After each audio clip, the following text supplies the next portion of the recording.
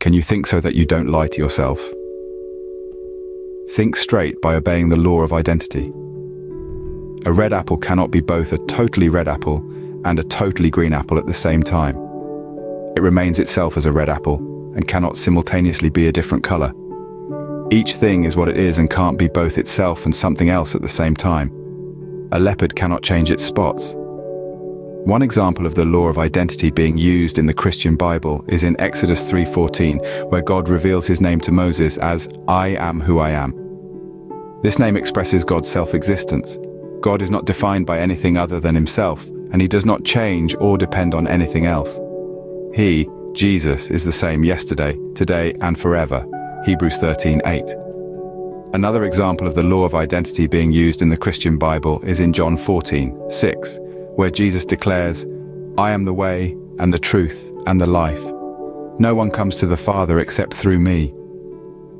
Jesus is not one among many ways, truths, or lives, but he is the only path to God, understanding, and source of life. These are just two examples of the law of identity being used in the Christian Bible, but there are many more. 1 John 4:8, NIV, whoever does not love does not know God because God is love.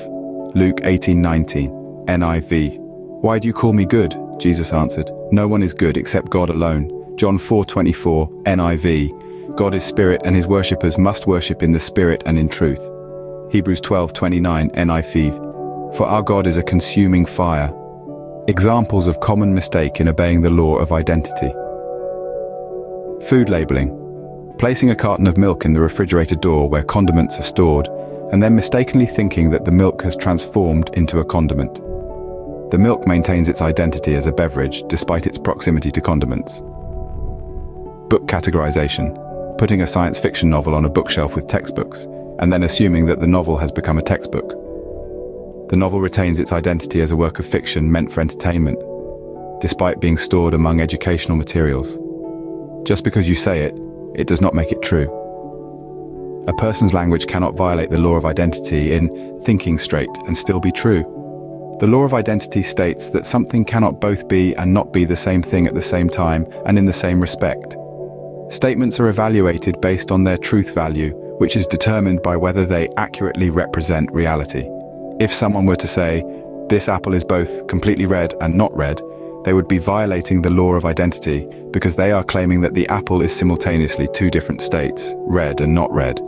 Such a statement cannot be true because it does not accurately reflect reality.